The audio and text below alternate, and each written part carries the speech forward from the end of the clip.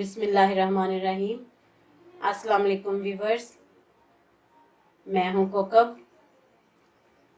Story name साले no मुबारक। कान खोल कर सुन लो मोहद, जब तक तुम्हारी बहन की शादी नहीं हो जाती मेरा सोचना भी मत। फोन पकड़े वो सख्ती से बोली तो दूसरी तरफ मौजूद मोहद पल भर के लिए खामोश सा हो गया। बहुत मुश्किल है इरम, तुम जानती हो यार, आप ही के मंगेतर को दुबई गए हुए अभी बामुश्किल साल पूरा हुआ है। वो अभी वहां ठीक से सेट भी नहीं हो पाए। ऐसे में वो कैसे वापस आकर इतनी जल्दी शादी कर सकते हैं। मैं कुछ नहीं जानती, तुम उन लोगों को फोर्स करो, वो इस साल ये काम निपटाएं। ये काम निपटाना आसान नहीं है इरम, तुम क्यों बच्चों जैसी बातें करती हो। मोहद जरा सा चिढ़ सा गया जब ही ऐसा लहजा अपनाया। ओके ठीक है, जब ये काम आसान हो जाए तब मुझसे राब्ता करना। वो गुस्से से कहती फोन बंद कर गई। इसी वक्त फोन दोबारा से बज उठा। उसने जानबूझकर कॉल काट दी। कॉल दोबारा से आ गई और उसने फिर वही हरकत की, लेकिन तीसरी बार उसने गुस्से से फोन उठा लिया। अब क्या बात करने को रह गई है। फोन उठाते ही वो फाड़ खाने को दौड़ी। एक तो तुम गुस्सा बहुत करती हो। जवाबन मोहद का लहजा नरम और प्यार भरा था। तो ना करूं, मेरी कोई भी बात तुम तवज्जो से सुनते हो, ना तसल्ली बख्श कोई जवाब देते हो।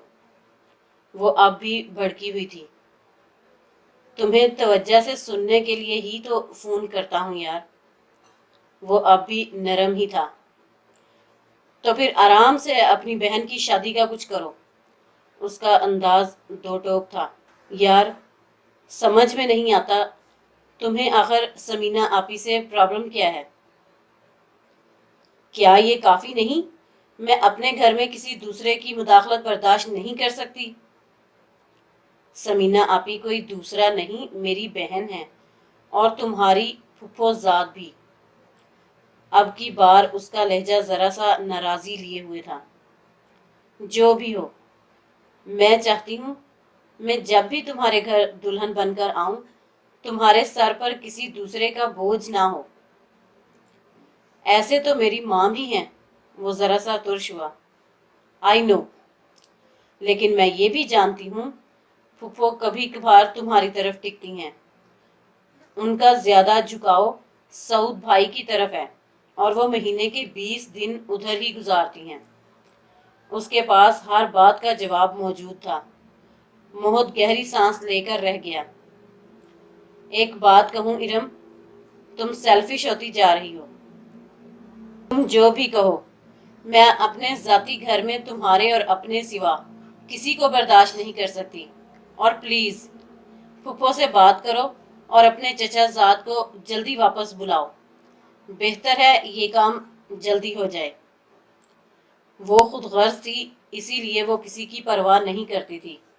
उसने मोहद को साफ लफ्जों में सब जता दिया था और फोन के दूसरी जानिब बार बार छा जाने वाली मोहद की खामोशी को जानबूझकर महसूस नहीं कर रही थी। सब बहुत धड़ल्ले से कहकर मोहद को खुदा हाफिज कहा। फोन बंद करके मुस्कुराती हुई कमरे से बाहर आई, लेकिन लाउंज में पहला कदम रखते ही भाई की आवाज ने उसका दूसरा कदम वहीं रोक दिया था। अम्मी प्लीज, जो भी हो, आप इन 2 महीनों के अंदर अंदर इरम का काम खत्म करें। इसके बाद ही मेरा मसला भी हल हो पाएगा। उसका भाई काफी गुस्से में लग रहा था। अंदाज और लहजे में सर्द मेहरी थी। लेकिन रमीज, ऐसे कैसे बेटा, शादी की तैयारियों में तो साल लग जाता है।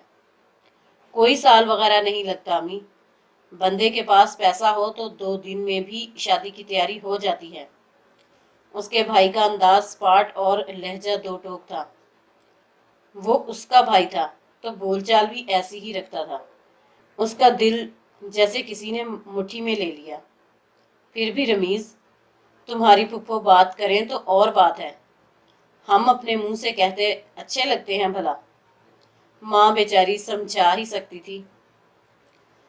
अम्मी, ارم کی شادی بعد میں بھی تو کرنی ہے نا، تو ابھی کر دیں گے تو کوئی حرج نہیں ہوگا۔ رمیز ہتھیلی پر سرسوں جمانے کو تیار بیٹھا تھا۔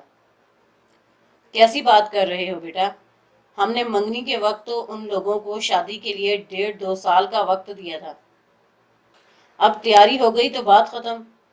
آپ بس پھپھو سے بات کریں، میں بھی موہت کو سمجھا لوں گا۔ نہیں بیٹا، امی پلیز، آپ جانتی ہیں آئفہ کس قدر ضدی ہے۔ اس کی یہی شرط ہے کہ جب تک ارم کی شادی نہیں ہو جاتی وہ اپنی رخصتی نہیں کروائے گی۔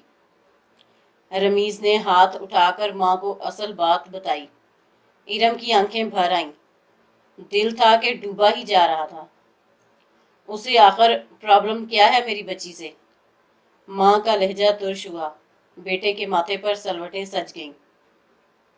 آپ میرا گھر بسانا چاہتی ہیں یا نہیں؟ کیوں نہیں بیٹا؟ ایک ماں کی اس سے بڑھ کر کیا خواہش ہوگی کہ اس کے بچوں کے گھر رچیں بسیں؟ تو پھر فضول کی بحث چھوڑیں اور چپ چاپ ارم کو چلتا کریں۔ رمیز نے یوں تنفر سے کہا جیسے اس کی بہن نہ ہو ردی ہو۔ ارم کے کان سائیں سائیں کرنے لگے، آنسو پلکوں کی باڑ کو پھلانگنے لگے۔ رمیز، میں آئفہ کو اچھی طرح جانتی ہوں، بھتیجی ہے میری، اچھی خاصی اور سلجھی ہوئی بچی ہے۔ میں نہیں سمجھتی اسے ارم سے کوئی خار یا پرخاش ہوگی۔ صرف 1.5 سال کی تو بات ہے۔ امی پلیز بس کر دیں، یہ سب دکھاوے کی باتیں ہیں، ورنہ اب کوئی بھی ایسی سلجھی ہوئی لڑکی نہیں جو اپنے گھر میں کسی دوسرے کی مداخلت برداشت کرے۔ ہمارے وقتوں میں تو دیور دیورانیاں، جیٹھ جیٹھانیاں، ساس سسر اور نندے سب ایک ساتھ رہتے تھے، ذرا جو کسی دوسرے سے منہ بگاڑے ہوں یا خار کھاتے ہوں۔ وہ آپ کا زمانہ تھا امی، اور یہ نیا زمانہ ہے۔ بھائی کا انداز نیا نہ تھا۔ زمانہ وہی ہے بیٹا، صرف بچوں کی سوچ بدل گئی ہے۔ ہر کوئی اپنا اور اپنے پیٹ کا ہے، دوسروں سے محبت کا دعویٰ جھوٹا ہو گیا ہے۔ اب سب کو اپنا فائدہ درکار ہے۔ اس کی ماں کا لہجہ تعصف میں ڈوب گیا اور پیچھے کھڑی ارم کی آنکھوں سے پانی بہہ نکلا تھا کہ وہ موہت کی بہن کے متعلق جو سوچ رکھتی تھی، اب اس کی ہونے والی بھابھی اس کے متعلق بھی وہی سوچ رکھے ہوئے تھی۔ زمانہ واقعی وہی تھا، صرف سوچ بدل گئی تھی۔ سوچ میں سے شروع ہو کر میں پر ختم ہو رہی تھی۔ اس پر جتنا رویا جاتا کم تھا، اور پھر یوں ہوا وہ ساری رات اس نے روتے ہوئے گزاری تھی، اور جب صبح اٹھی تو سب سے پہلے جب چاہو موہت مجھے بیاہنے آ جاؤ۔ مجھے سمینہ آپی سے کوئی پرخاش نہیں، پرخاش صرف میری سوچ میں تھی، جسے میں نے اچھی طرح سے صاف کر لیا ہے، اور ہو سکے تو مجھے معاف کر دینا۔ میں نے تمہیں اس لحاظ سے بہت تنگ کیا۔ بھول گئی تھی میں کہ وہ جو گھر میرا ہونے چلا ہے وہ پہلے وہاں کی بیٹی کا ہے۔ میں بہت شرمندہ ہوں موہت، آئی ایم سوری۔ اور دوسری طرف موہت حیرت سے گنگ تھا۔ اسے یقین نہیں آ رہا تھا کہ یہ کایا پلٹ ہو کیسے گئی۔ لگتا ہے نئے سال کی پہلی صبح نے تمہاری سوچ بھی نئی کر دی ہے۔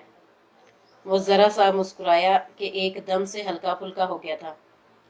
ہاں، بہت کچھ نیا کر دیا ہے۔ اللہ پاک ہم سب کے لیے یہ نیا سال مبارک کرے۔ اس نے بھر آنے والی آنکھوں کو سختی سے رگڑا تھا۔